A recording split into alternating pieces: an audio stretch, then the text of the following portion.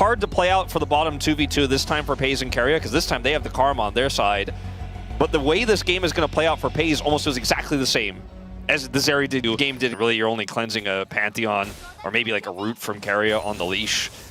So it does make a lot of sense to go for TP, especially in the losing lane as Faker. Yeah, is going to try and shove back Lucid, who gets himself out of there. The Q is going to miss, though. Small lead here for ShowMaker. I want to compare the two of them. What I mean is, this lead isn't a huge one. Is Keria? Yeah, is going to be face tanking here, and down he will go. Lucid able to pick up first blood. True Shot Barrage helping out. Yeah, the problem as well is that it's Keria here on the Karma, so not going to be backing him up with too much extra. As now Oner and Faker do find ShowMaker, but he does move himself out of the way. Q gonna connect there onto Oner as the kick. Let's see whether it does actually come on down.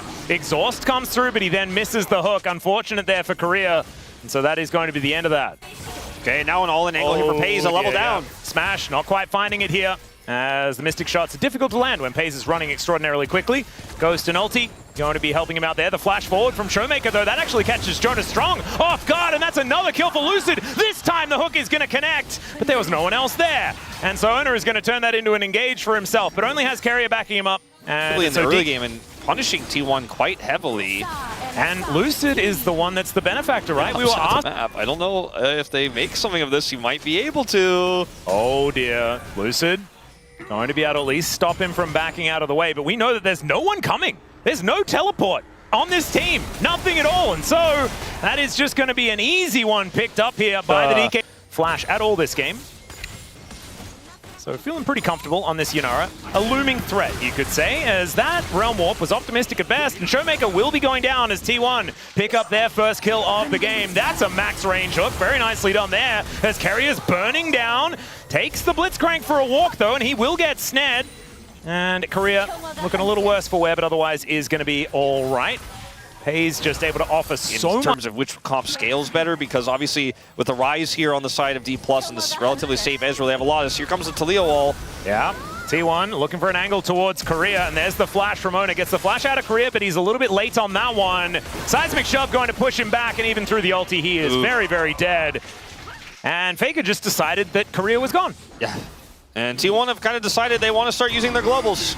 Well, Lucid has also decided that he wants to kick Doran into a Scion. That was beautifully played. Keria is going to be there, and everyone else is turning up as well. Lucid will break the tether and then safeguards away. Going to be able to take them on a merry jaunt through the jungle. As ShowMaker getting some plates on the other side.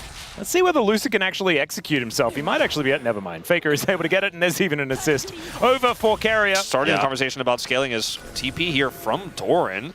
Yeah, it's going to bring him towards his bottom side of the map. He's spotted on that ward as Keria makes his way down. Does get the knockup, but there's Keria here as well, so Keria's just really dead.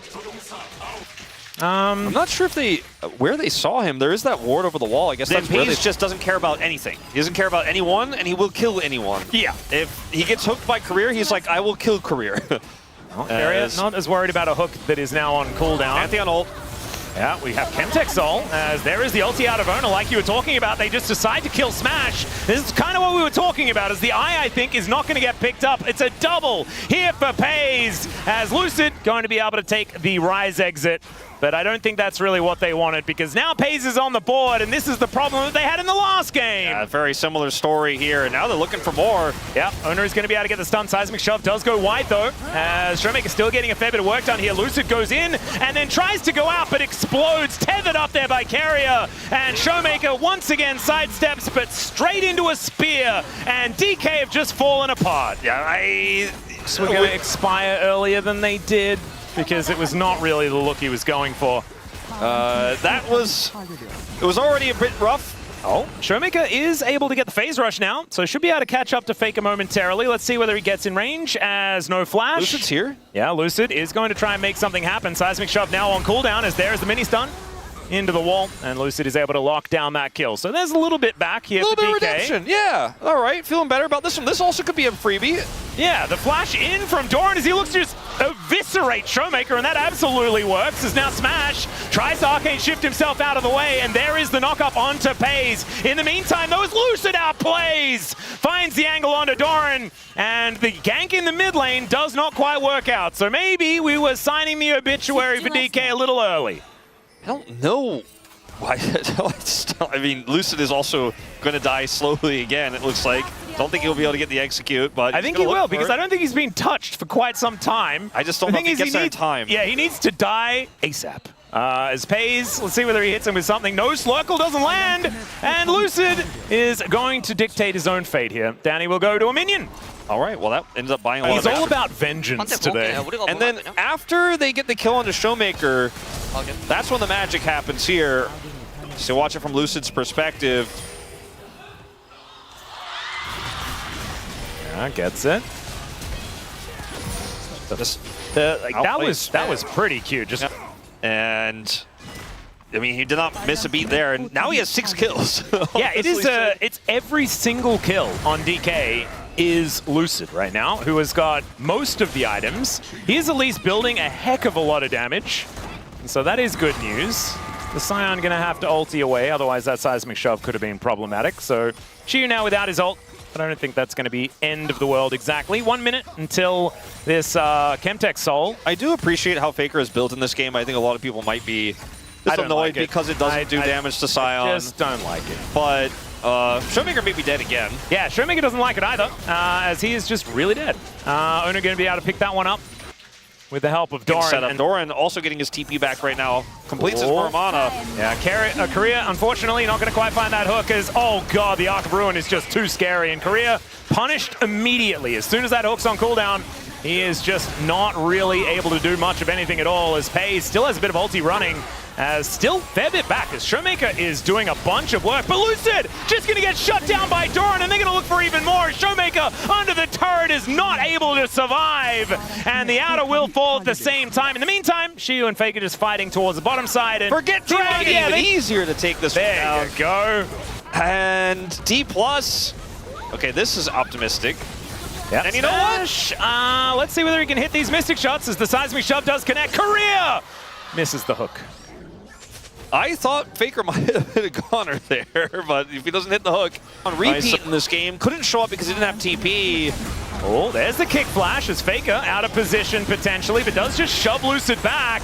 And now Oner's going to turn up. There's a teleport in from Doran as well. Lucid immediately punished as a hook is going to connect, and the Scion is at least able to get some work done here towards Doran, but he gets a big old shield. We're going to check out a replay for a moment, but now we are back to watching Siwoo die. We couldn't actually show on camera what had just happened, and so therefore we just panned away. Censored! Yep, censored 100%, and I appreciate it a lot. As Keria does not have Ardent Censor in this game, but... I thought that was what did it. It's not in this case. He's got a pretty similar KDA to his Yuumi game last game. His game state starts to feel pretty similar as well. A little bit more Oner focused this time around, as he had a slow start, as you pointed out, but sitting at 12 and 15 KP right now. This game is looking pretty over. Yeah. Hook again, going to go wide, and DK probably realizing they'll have to possibly concede this inner turret, as instead it will just surely lost now. It certainly is. As we're going to have a look at that replay. Meanwhile, in live, Lucid is dying, and Doran is just going to do some flips and land on his head. Production. We'll go to the Lee Sin. They really just want to shelter Dplus fans today, and I think it's maybe warranted. Oh, stationary target. There we go. Never mind. He's just dead. Sometimes you hit the hook and it's not exactly what you want to see. As Siwoo's on the wrong side of the wall, Faker also just going to come on in there and eviscerate Smash. Oner turns up as well, as ShowMaker is just kept out with that Aegis. And Siwoo is a zombie, but not for very long. This game is donezo, ladies and gentlemen. T1 will just roll over the top of DK here in game number 2. It was a great start, especially by Lucid. But then we felt it, that back-breaking moment. And then it all fell apart. That house of cards just flat on the floor. I feel robbed. I thought game 1... They realized that the Baron was up. So okay, they are learning. That is a good idea. I think it might have been too slow, though. Yeah, I don't think they're going to be able to get over there, as the Q's going to miss some Lucid, and he is just going to be taken for a walk. So there is just a free Baron. And now the Weaver's Wall from Faker as he looks to try and start this fight off. Keria taking a lot of damage as he gets a big old shield. There's a flash out from Faker, though. True Shot Barrage is decent as ShowMaker is stunned up. The hook is going to connect onto Oner, but he survives, and Doran dives into the backline and just destroys them. What was that damage? The Scion is able to punish him, but this is game over, ladies and gentlemen. Peyz able to finish off the Scion, and that'll be the ace, and T1 will march up the mid lane. It's not quite a record-breaking pace here for T1, but this game certainly felt over a long time ago, and it's 2 demoralizing losses back-to-back here for Dplus as T1 recover fast from their loss against BNK and now put themselves 1 win away from going to Hong Kong, trying to fight their way to face old rivals in Gen G. Yeah, Keria almost dies on his foul.